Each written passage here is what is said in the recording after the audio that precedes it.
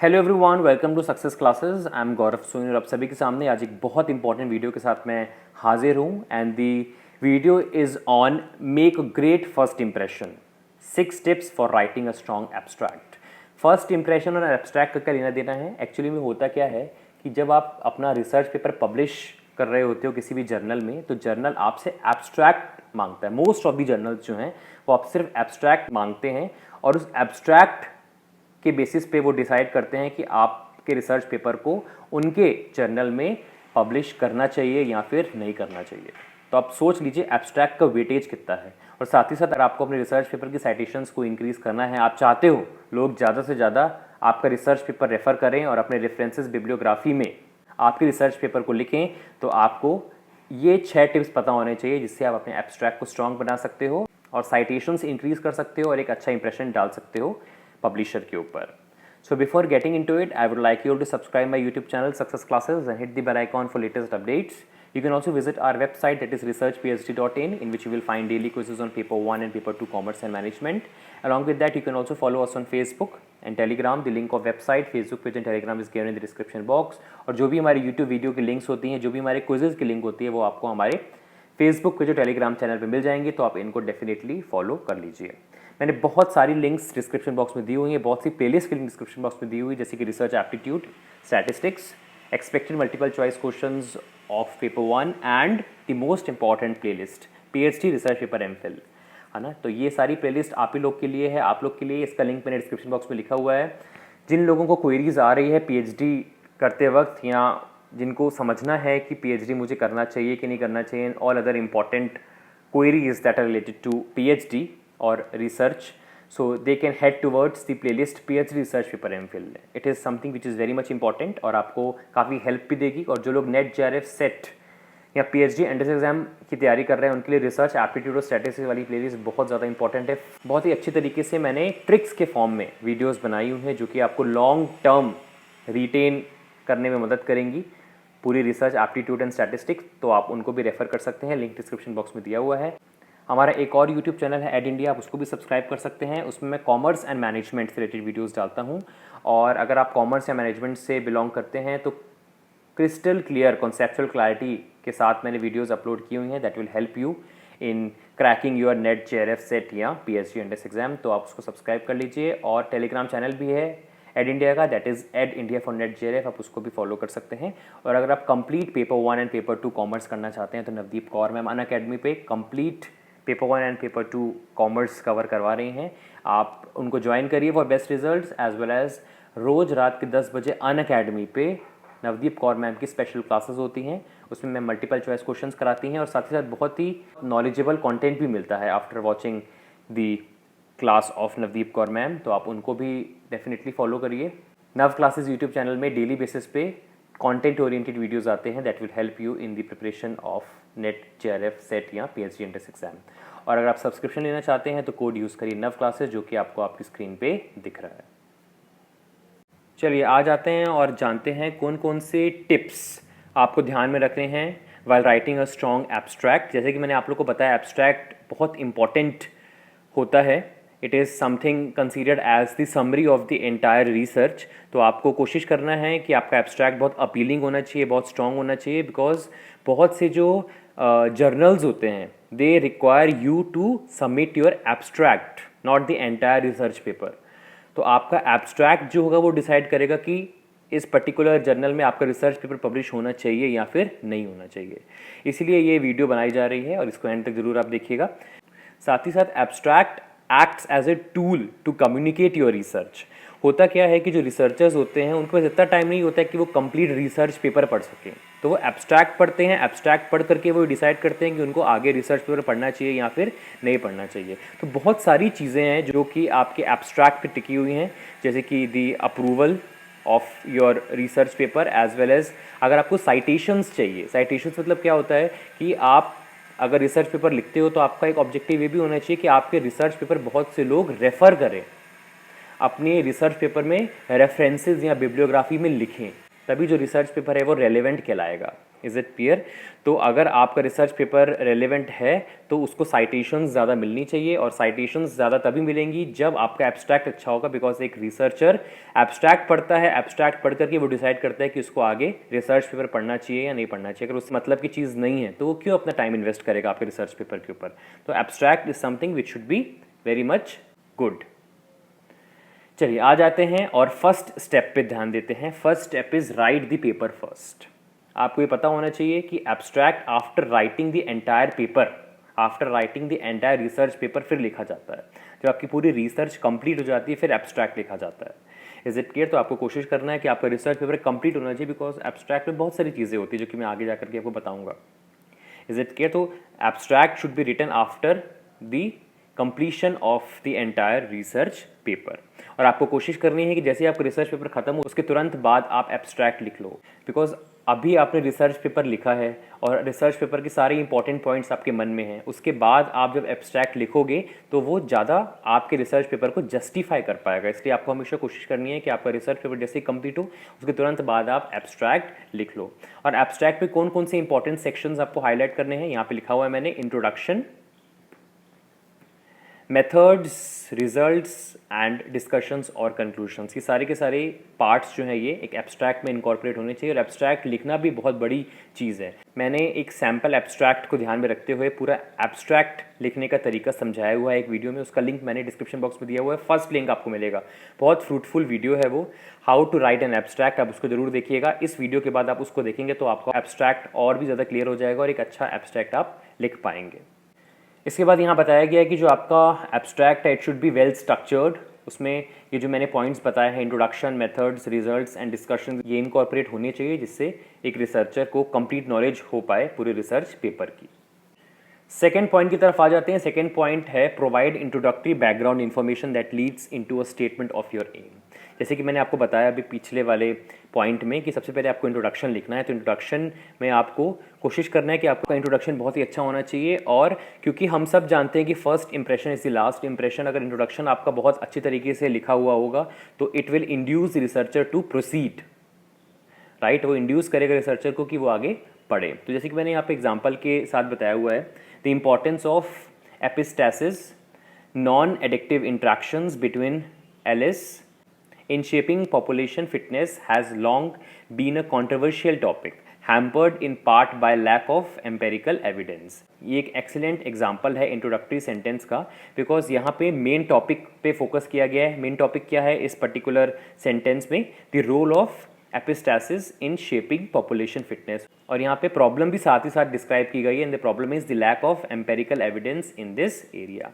Is it clear? और ये grab करेगा अटेंशन रीडर की। तो इंट्रोडक्टरी पार्ट बहुत ही अपीलिंग होना चाहिए और वो ग्रैब करे अटेंशन रीडर की, जिससे वो आगे जा करके उस एब्स्ट्रैक्ट के साथ साथ रिसर्च पेपर भी पढ़े। और जब रिसर्च पेपर पढ़ेगा तो वो इंप्रेस हो जाएगा। इंप्रेस होगा तो वो अपनी रेफरेंसेस बिब्लियोग्राफी में आपके रिसर्च पेपर को मेंशन करेगा और आपको साइटेशंस मिलेंगे। जितनी ज़्यादा साइटेशंस आपको मिलेंगी उतना ही वर्थ आपके रिसर्च पेपर की होगी। Is it clear? तो यहाँ पे मैंने बता दिया। सेकेंड पॉइंट में आपको इंट्रोडक्टरी बैकग्राउंड इंफॉर्मेशन के बारे में जानकारी लेनी है और उसको अच्छे तरीके से लिखना है जिससे एक अच्छा इम्पैक्ट जा सके रीडर के ऊपर।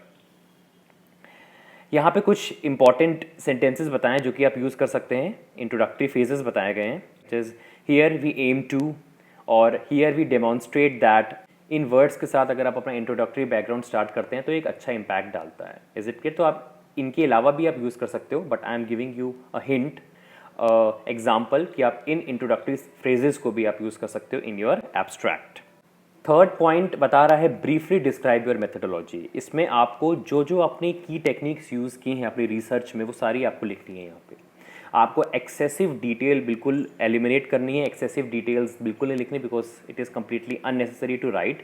तो जो जो टेक्निक्स आपने लिखी हैं in your research, you have to use that, you have to write down that techniques in this particular section. So third, after introductory background, you have to write down the key techniques that you have used in your research और ये आपका abstract अच्छा बनाता है। Fourth part बता रहा है clearly describe the most important findings of your study. जो जो इंपॉर्टेंट फाइंडिंग्स हैं आपकी स्टडी की, जो जो चीज़ें आपने फाइंड आउट की हैं after detail research, after using the techniques in your research, आपको वो अब इस पर्टिकुलर सेक्शन में लिखनी है। Is it clear? तो आप यहाँ पे अपनी मेन फाइंडिंग्स भी लिख सकते हैं इस पर्टिकुलर सेक्शन के अंदर, और आप सब फाइंडिंग्स भी लिख सकते हो। Is it clear? तो यहाँ पे आपको मेन फाइंडिंग्स, जो मेन ऑब्जेक्टिव था, जो आपने फाइंड आउट करना था, वो तो आपको लिखना ही है यहाँ पे। साथ ही साथ अगर आपको कुछ और सब फाइंडिंग्स हुई हैं, you can also write down in this particular part. Is it clear? और यहाँ पे बताया गया है कि जो रिजल्ट सबसेक्शन है ये लॉन्गेस्ट पार्ट होता है पूरे एब्स्ट्रैक्ट का, तो आपको कोशिश करनी है कि आप उसको ज़्यादा से ज़्यादा लिखो, जिससे फाइंडिंग्स जो है वो लोगों को पता चल सके, बिकॉज फाइंडिंग्स तो मेन होती है ना। Is it clear? तो फाइंडिंग्स आपको बहुत ध्यान से लिखनी है अपने एब्स्ट्रैक्ट के अंदर। Next point is state the conclusion concisely and avoid over statements. आपको बहुत ही कंसाइज तरीके से अब अपनी कंक्लूजन्स को लिखना है। Is it clear? So a good way to begin this section is with phrases such as our study reveal that और ओवरऑल वी कंक्लूड दैट। तो ये वर्ड्स, ये फ्रेजेस आप यूज़ कर सकते हो कंक्लूजन लिखते वक्त, और ये जो है आपके एब्स्ट्रैक्ट को और अच्छा करेगा। साथ ही साथ आप अपनी मेन फाइंडिंग्स लिख सकते हो और सेकेंडरी फाइंडिंग्स भी लिख सकते हो आप, जैसे कि मैंने आपको बताया प्रीवियस पॉइंट में भी कि आप अपने मेन फाइंडिंग्स और सेकेंडरी फाइंडिंग्स दोनों मेंशन कर सकते हो, और साथ ही साथ इंक्लूड कर सकते हो एक सेंटेंस जो स्टेट करेगा थ्योरेटिकल और practical implication of your work, और साथ ही साथ डिस्क्राइब करे कि how your work has advance this field, किस तरीके से आपके रिसर्च वर्क ने इस पर्टिकुलर फील्ड में कॉन्ट्रीब्यूशन किया है।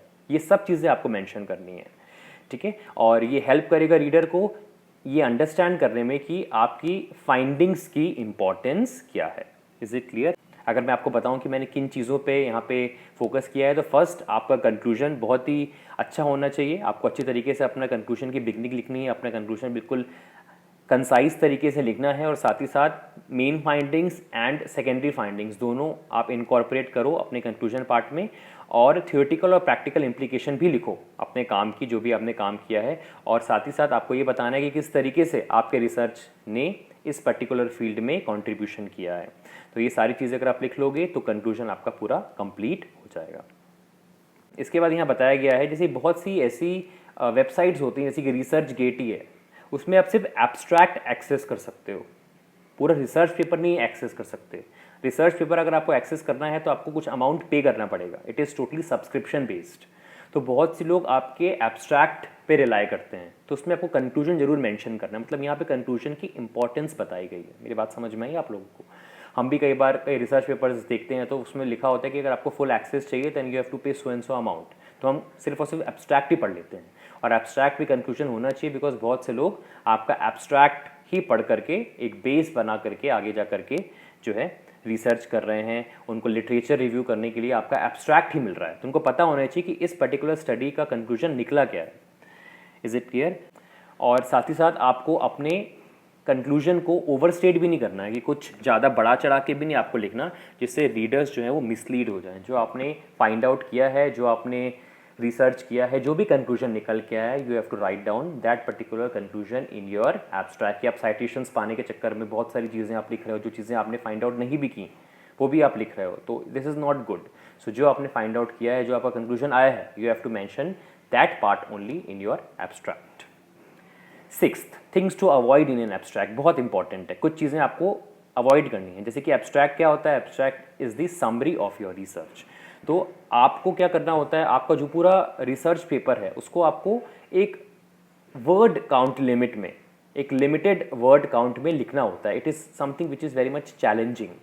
Is it clear? तो आपको कुछ कुछ चीज़ों को बिल्कुल अवॉइड करना है। क्या क्या चीज़ें अवॉइड करनी है while writing an abstract? Lengthy background information, previous information बहुत सारी लिख लेते हैं लोग बाग अपने एब्स्ट्रैक्ट में, विच इज़ टोटली इलॉजिकल। वो प्रेजेंट की बात करना चाहते हैं। आपके एब्स्ट्रैक्ट में जो आपने फाइंड आउट किया है उसकी बात होनी चाहिए, करंट वर्क होना चाहिए, not previous work.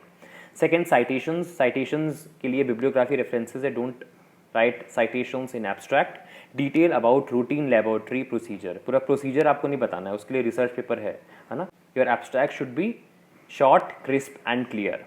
Details about the statistical methods और सॉफ्टवेयर यूज्ड, इसके लिए भी रिसर्च पेपर में मेंशन होगा हर एक चीज़, जो भी आपने सॉफ्टवेयर यूज़ किया है फॉर डाटा एनालिसिस और जो स्टैटिस्टिकल मेथड्स यूज़ किए हैं, ये भी आपको नहीं लिखना है. You have to just write down the key techniques that you have used unless this is the focus of your study. जब तक ये रिक्वायर्ड ना हो तब तक आपको स्टैटिस्टिकल मेथड्स और सॉफ्टवेयर यूज्ड नहीं लिखना है, सिर्फ की टेक्निक्स लिखनी है अपने एब्स्ट्रैक्ट के अंदर. Next point is undefined abbreviation और एक्रोनिम. अनडिफाइंड एब्रिविएशन और एक्रोनिम को भी आपको नहीं लिखना है एब्स्ट्रैक्ट के अंदर.